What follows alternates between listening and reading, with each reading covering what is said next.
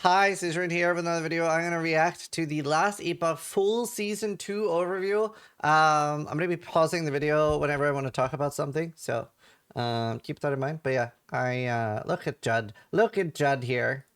Beautiful.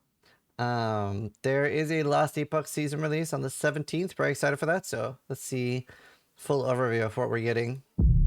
How's the audio chat? Hello, travelers. I'm Judd Kobler, game director for Last Epoch and founder of 11th Hour Games. I'm excited to tell you more about the long-anticipated content coming in Season 2, called Tombs of the Erased, releasing on April 17th. For Season 2, we took more time and focused on the things that our players were telling us they'd like to see next, like expanding the endgame, more content variety, balance, and more. Season 2 is truly a massive update, and there's plenty to cover, so let's dive in. In Season 2, you are introduced to the Woven, a new in-game faction. Their followers worship the Weaver, a titan who seeks to create a new world free from the void and other imperfections.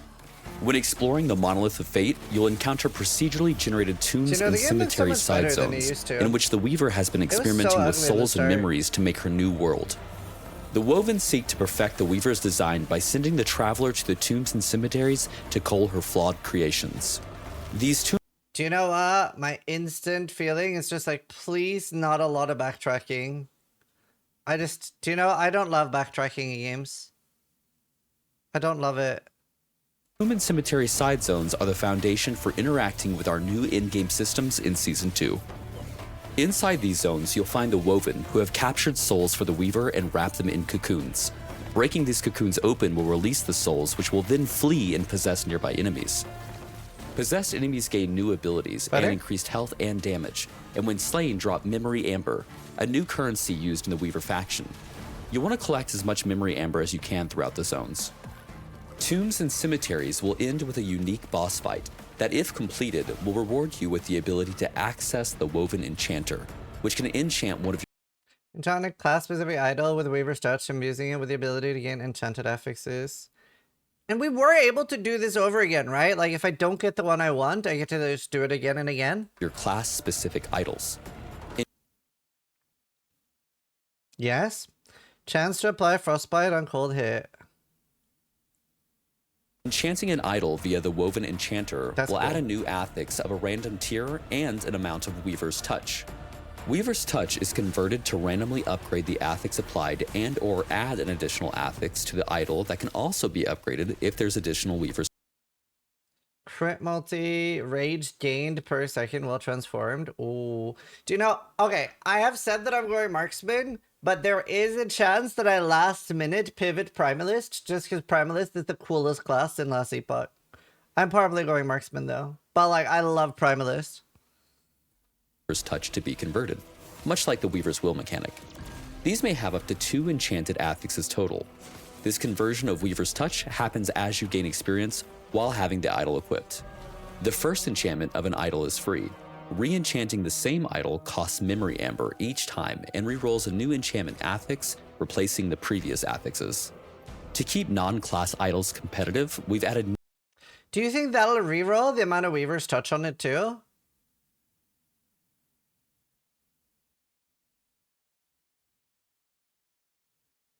New idol subtypes with more powerful modifiers as well. Completing a cemetery, the larger of the 2 types of side zones, will also give access to an altar of the Weaver. Altars are used to place the Weaver's constructed realities into the Echo Web, which take form as and are called Woven Echoes. Woven Echoes are a new special itemized type of echoes, glimpses into the Weaver's new world that introduce a lot of exciting new content and rewards to Last Epoch's endgame. These drop from enemies within tombs and cemeteries and can be purchased from the Woven faction NPC, Mask. Woven Echoes will provide new place at the altar Weaver and complete 1 echo to earn a Weaver tree. New challenges and objectives, such as access to brand new bosses like the Draw Queen and Ignixaros the Antipode Dragon, or enhanced versions of existing bosses like new challenges and objectives, such as access to brand new bosses like the Draw Queen. So cool. It looks like a lot of things. It looks like a Zerg Queen, a Sliver Queen, and Ignixaros the Antipode Dragon, or enhanced versions of existing bosses like Majasa with new abilities and even an Uber version of the pinnacle boss Aberoth introduced in Season 1.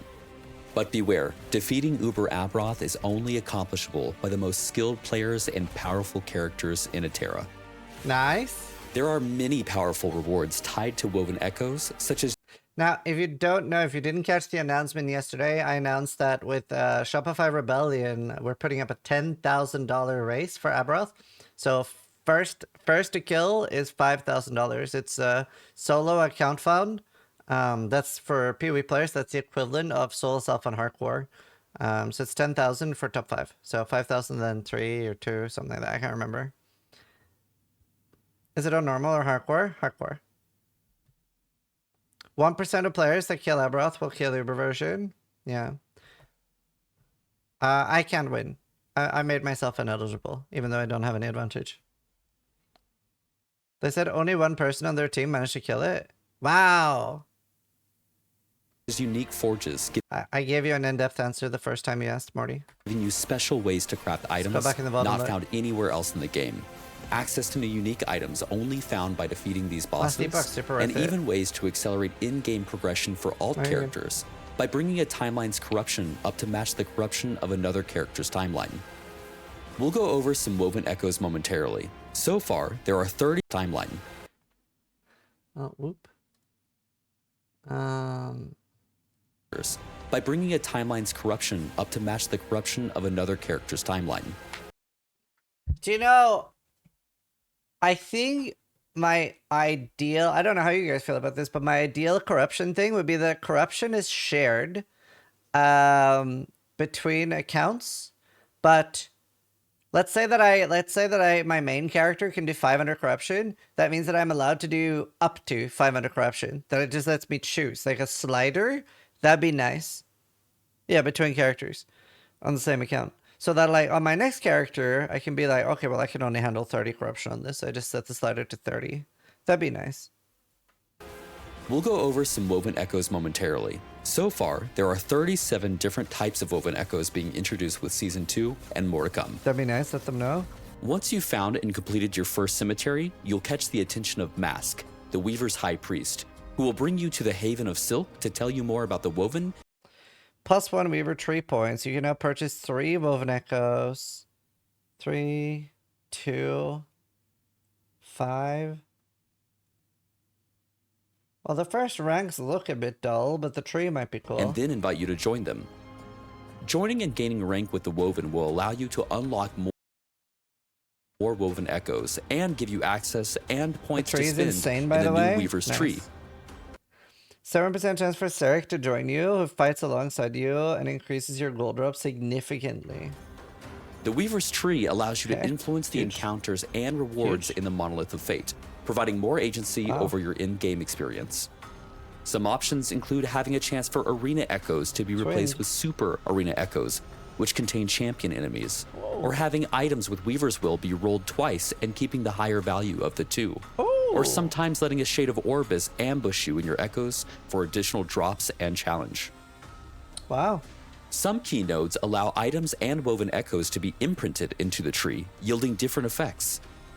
Like imprinting a Woven Echo, giving it a chance to spawn in your Echo Web without placing it via the altar of the Weaver in cemeteries. Or imprint an item to make it so that an item of the same type and rarity is granted as an additional reward when completing echoes. Or imprint an item and there will be a chance for enemies in regular echoes to drop a pile of items similar to the imprinted one.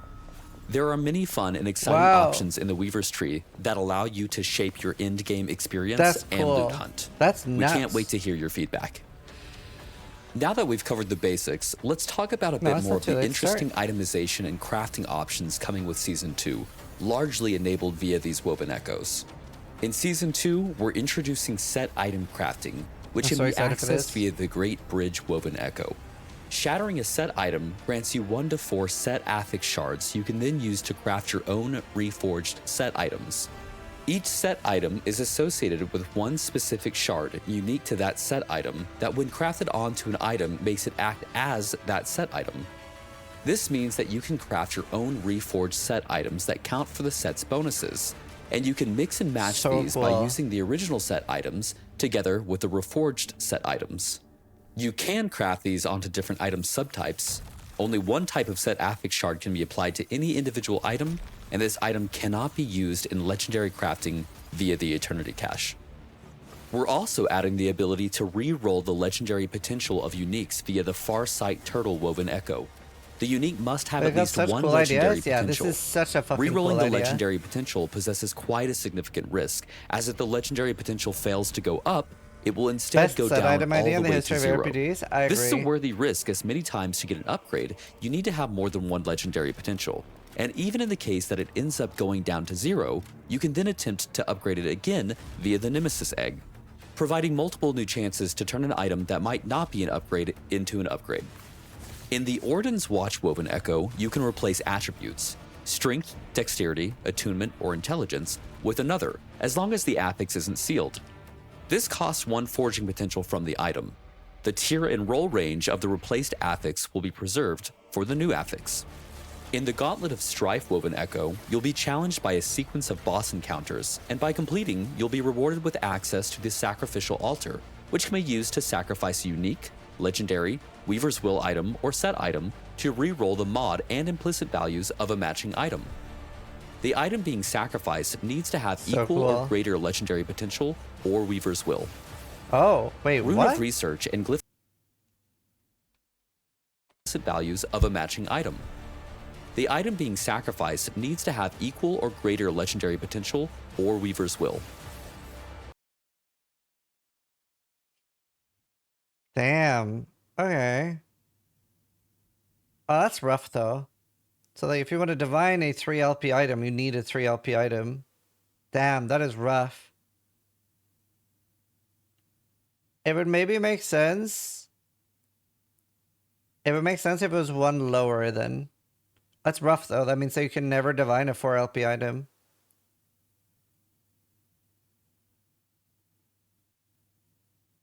Like, sacrificing a 3 LP to divine a 4 LP could make sense.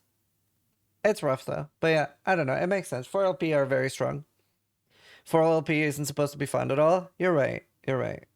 Rune of Research and Glyph of Insight have been removed and replaced by the Thaumaturgy device at the end of the Oh, Rune that's so Prison cool. Complex Woven Echo, where you can replace a prefix with an experimental affix on boots, gloves, or a belt. This makes the process of crafting experimental affixes much simpler. The exiled mages you encounter will have a chance to drop this Woven Echo. Bees! We're also adding some brand new crafting materials, such as Rune of Weaving, which speeds up your Weaver's Will and Weaver's Touch item conversions. See, Using a Rune of Weaving, which for speeds up this, for the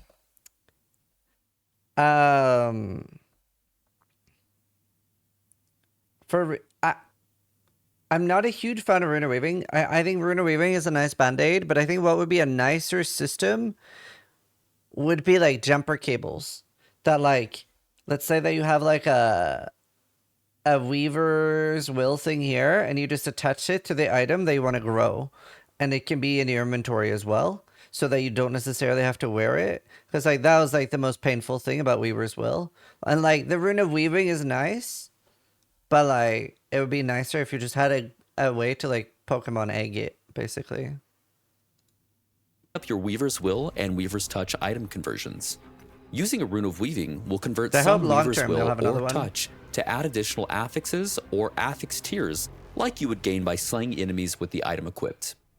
Rune of Havoc, which shuffles the tiers of affixes of an So exalted item. incubators. Well, the item is already an incubator.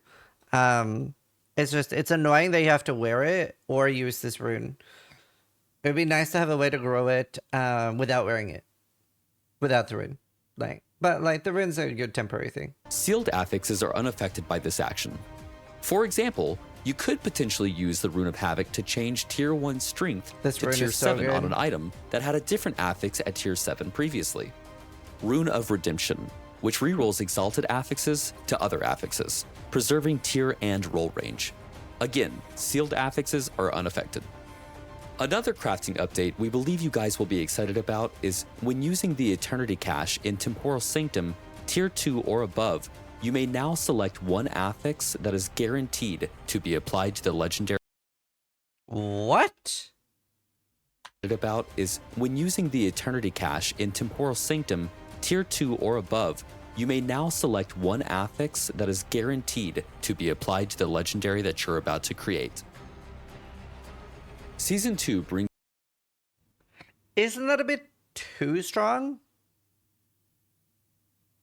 I don't like that. That's kind of broken.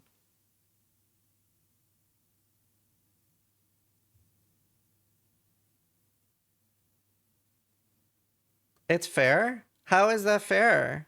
From the tier 2 dungeon? It would make sense if it was from the tier 4. Like, all you need... Only one mod? All you need is one mod! What do you mean? Isn't there a caveat, though?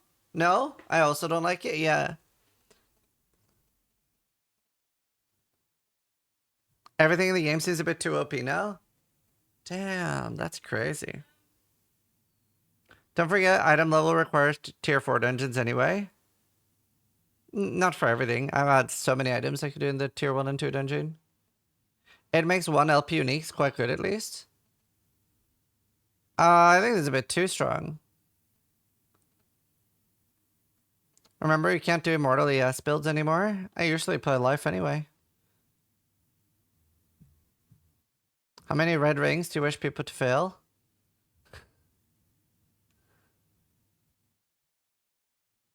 This is crazy strong. Brings an additional challenge for players with newly introduced champion enemies that spawn in the campaign, Monolith, and... It's like, I don't know, I feel like it devalues 2, 3, and 4 LP a bit.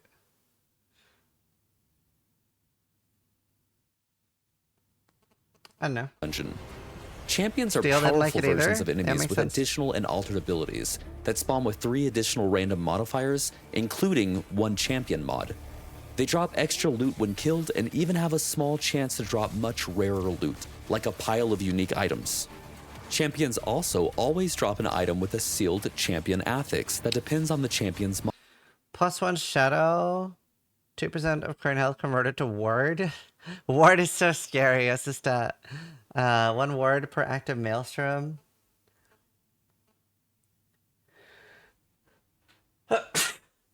Oh.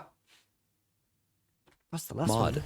For example, a volcano champion Max Skellies. Lightning Blaster chain 4 times. Ooh. will always drop a belt with a volcano champion's affix.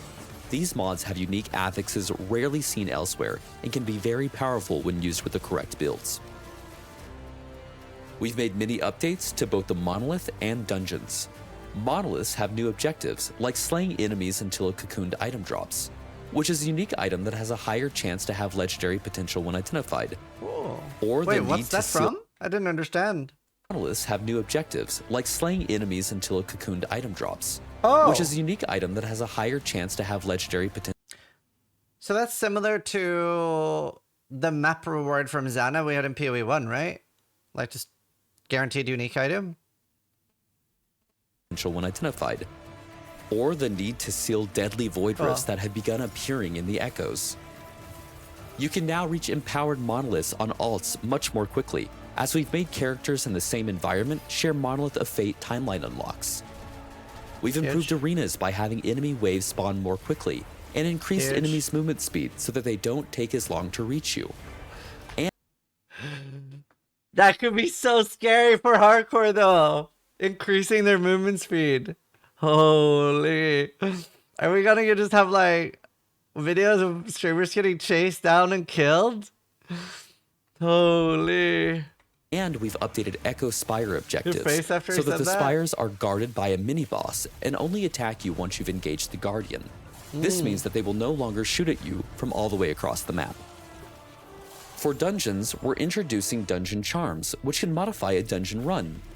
We're introducing 2 charms with this patch, one of which is called a portal charm that can be used to immediately portal to the boss of a dungeon and gain a random assortment of mods that you would have gained along the way. We've also added the Black Market Key Trader to Majelka's Upper District in the Divine era, where you can exchange any 3 dungeon keys for... Dude, we're only halfway through the video. Like, they could have ended the video now, and I'd be pugging out. ...or a portal charm. In dungeons, you can now use a key to respawn either on the floor you've gotten to or at the boss, instead of needing to repeat the entire dungeon. Please, don't test this as a hardcore character. It will not save you. In Season 2, the Sentinel class is receiving a ton of updates, from small adjustments to skills to fully reworking others. Paladin and Void Knight are receiving major overhauls to their mastery passive trees, and Forge Guard is receiving some additions, like a passive allowing them to wield a two-handed weapon and a shield at the same time. Wow. Volatile Reversal has been completely reworked, including a brand new skill tree. Was that for like every Forge Guard? Overhauls to their mastery passive trees, and Forge Guard is receiving some additions, like a passive allowing them to wield a two-handed weapon and a shield at the same less damage for you and your minions, 20%. time. Volatile Reversal has been completely reworked, including a brand new skill tree. By default, it is now a combo traversal skill, where the first use of the skill sends you forward in time to a location to strike enemies in an area, while the second use sends you back in time to your original location, once again striking enemies in that area. You can build for melee or spell damage, and the tree offers some great interaction with other skills like Devouring Orb. We've renamed Sigils of Hope to Symbols of Hope to free up the term for the planned skill sigil system coming later, and have updated its functionality. Symbols of Hope now automatically generate symbols for you, meaning no spending mana or stopping to cast it. Actively using the ability now consumes the symbols to grant ward and temporary damage reduction. Devouring Orb at a baseline now also deals void damage over time in an area around it, and these damaging areas can stack. Its skill tree has been updated with cool new possibilities, including a node that instantly casts it for you whenever you move. No more numlock needed, and no more getting interrupted every time it casts. Most Sentinel skills received a variety of small to moderate updates to improve their power and offer additional build options. Examples include Multi-Strike that has been given more support to deal single target damage by allowing additional swords to hit the same target. Vengeance has been updated to include conversions to both Fire and Void. Rive can now be converted to Void. Javelin's Divine Fury and Siege Barrage nodes now work together. Oh, that's fun. Hammer Throw has received buffs to non-spiraling nodes. Shield Throw no longer has a cooldown at base and has a node to allow it to bounce from the player. And Time Rot is now a viable, distinctly unique damaging ailment for Void Knights. We're also very excited to bring a new skill to Marksman, Heartseeker.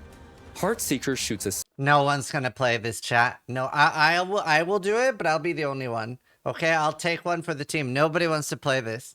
Nobody, no one. I'll do it though. I'll do it, chat. I'll do it. I'll take one for the team. Yep. Single target arrow that seeks a nearby targeted enemy and has a chance to recurve, meaning it pierces and comes back to hit the target again.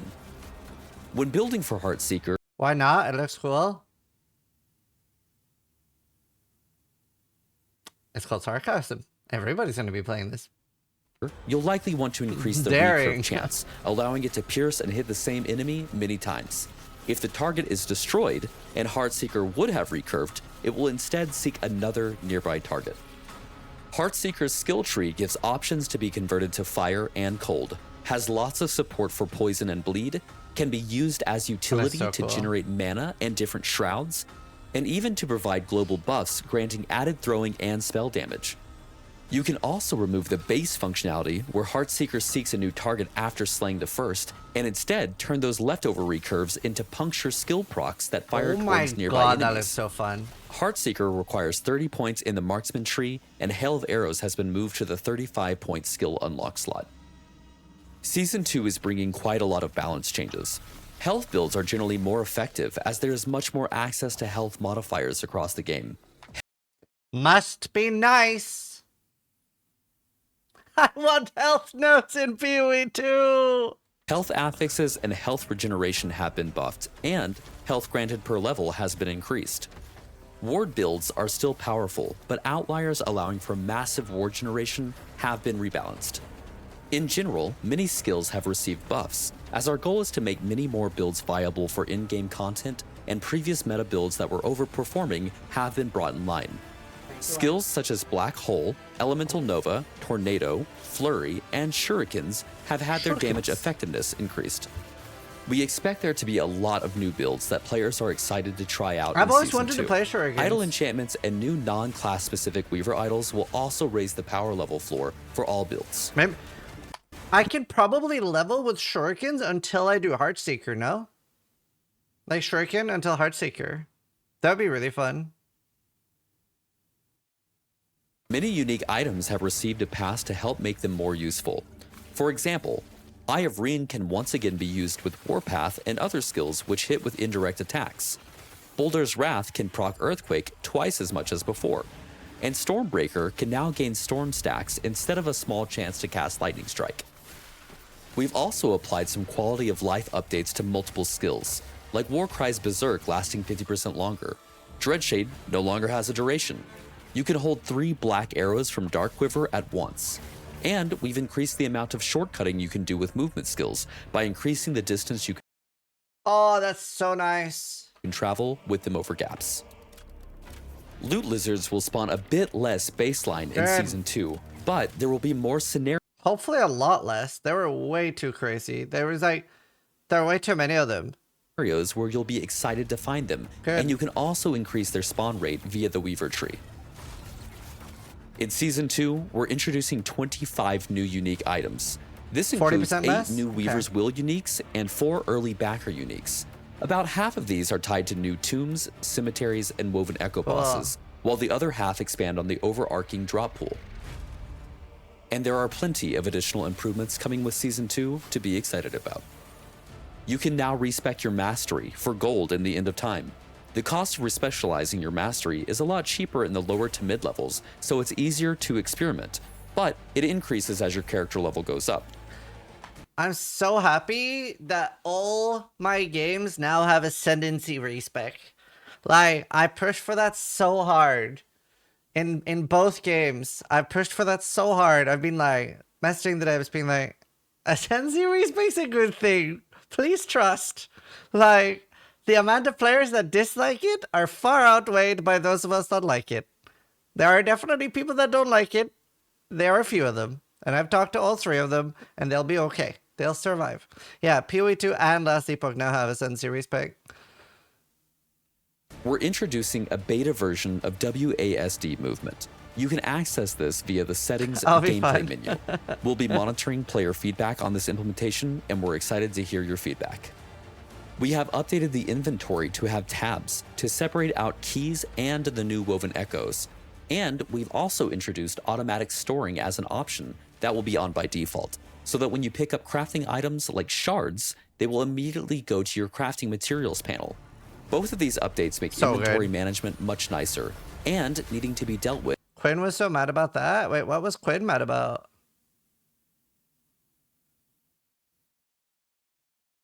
What didn't Quinn like? The automated storage of runes? Quinn hates the auto pickup. I kind of see it. In my opinion, the ideal scenario would be that it is something that happens after you do something. Like, let's say that you get it from killing Majelka. The reason I feel like that is I do think there will be new players that don't fully get it. Whereas, like, when you're very new to the game, you might not understand how to use them when you're not, like, I don't know. I think it'll be slightly more confusing. It is enabled by default, but it's fine. It's also just a huge W that it's in. With much less frequently. For Gamepad, we have completely reworked skill targeting, which improves every single skill and skill mutation, making targeting and using abilities more intuitive and responsive. We can also now make updates to individual skills targeting much more easily, so we'll be looking for your feedback and improving these even further. There are a ton of additional updates and fixes in Season 2, and we invite you to read the full patch notes on our forum. Along with all these incredible updates coming in Season 2, we're excited to announce a new batch of supporter packs known as the Woven series. Each of these 4 supporter packs offers new and unique ways to customize your appearance. And I love that, like, the announcement videos, they always feel like what you see, but with your wallet. That is what we do. And the team has cooked up some pretty amazing offerings. Starting with the Woven Traveler Pack. Which one's that? updates make inventory management much nicer and needing to be dealt with, which improves every single skill and skill mutation, making targeting and using abilities more intuitive and responsive. $60 gets We you can all also four. now make updates to individual skills targeting much more easily, so we'll be looking for your feedback and improving these even further. There are a ton of additional updates and fixes in Season 2, and we invite you to read the full patch notes on our forum. Along with all these incredible updates coming in Season 2, we're excited to announce a new battle. That one's sick. I think so is that the second most expensive? I think I like that more than the most expensive one. The Vanquisher one is beast mode. I'm just gonna buy the $60 packs one. known as the Woven series. Each of these 4 supporter packs offers new and unique ways to customize your appearance, and the team has cooked up some pretty amazing offerings. Starting with the Woven Traveler pack. We really wanted our entry-level pack to have some pretty awesome stuff. Launch day. And what better way to travel through Atera than with your own capybara pet? That's right, it wasn't an April Fool's joke after all. You will also score 2 new weapon cosmetics, a backslot cosmetic, and all new color arrangements. These are so much better than the previous supporter packs they had. Like, some of their previous supporter packs, I was like, I love Last Epoch, but I don't love Last Epoch that much. Like, they were pretty bad. These are actually really good. For your evade skill. That's right. With Season 2, we've implemented skill cosmetics, and you'll find many more in the in-game store. The Woven Templar is yeah, they're so cool. The next tier in the Woven series and brings some serious heat. To start, you get all of the cosmetics from the Woven Traveler, and then, to kick off the Templar pack, we start with a full cosmetic armor set known as the Bronze Scale Plate. But the fire doesn't stop there. You're also getting Yoshok's Destroyer, a massive 2-handed hammer cosmetic, a new portal skin, another fiery evade cosmetic. I really hope, I did mention this to them, but I really hope that they have like a transition effect when you're done with your monolith on the MTX portals. Cause like, I got really annoyed that I couldn't tell by the portal whether my map was done or not. I really like that with the default portal. Like, that was really useful for me. They do? Okay, good. I did mention that to them. I was like, you need this. And the first look at the Fire Footprint cosmetic, and an additional 100 Epoch points to use in the in-game cosmetic shop. Up next, and second tier in the Woven series, is the Woven Vanquisher Supporter Pack, and this pack is charged and ready. As with the previous tiers, the Woven Vanquisher Supporter Pack also includes all cosmetic items from the Woven Templar and Woven Traveler packs. Kicking off the Woven Vanquishers pack, players will harness the power of the storm with the Thunderfang cosmetic armor set. You'll also receive the Tempest Gate portal, Storm Drake Wings back attachment, Storm Dragon Staff, Storm Walker evade effect, and Lightning Footprints. And finally, if you're looking to get everything the Woven series of supporter packs has to offer, then the top tier Woven Legends supporter pack is the one for you. Harnessing the visual prowess of the Weaver herself, don the Shroud of Woven Disciple cosmetic armor set. Be sure to bring along your faithful companion, the Thread Strider pet. You will also receive 4 unique evade cosmetics and the Weaver Footprints visual effect. The Woven Legends supporter pack also includes all of the cosmetic offerings from the Woven Vanquisher, Woven Templar, and Woven Traveler supporter packs. This really is the Get Everything pack. We're also adding many more items you can purchase with Epoch points in the store, including those awesome new skill cosmetic effects. We sincerely appreciate your support and hope you enjoy Last Epoch Season 2. Thank you for your patience, as this one took a bit longer to get out, but we hope that the wait was worth it, and we'll aim to be delivering seasonal patches more quickly going forward. Thank you for your support, and we'll see you in Atera for the launch of Tombs of the Erased on April 17th. Wow. I'm just like praying for them that that the launch doesn't get fucked up by like server issues or anything like that. I really hope. Awesome video, really cool MTX. I'm gonna buy the $60 one. Are you playing offline if the server suck? No. I'll be whining. But yes, it's good that they do have the offline mode. Obviously, the Uber Aberoth race is you can't be offline. Very cool. There's so much awesome stuff here. Anyway, hopefully you guys, especially watching the YouTube video, because I'm guessing my editor turns this into a video. Hope you guys enjoyed it. Thanks for watching. Oh, remember you can buy Last Epoch through me at Nexus, and I get money instead of Gaben. You still get a Steam key. But either way, thanks for watching. Try to die less than I do.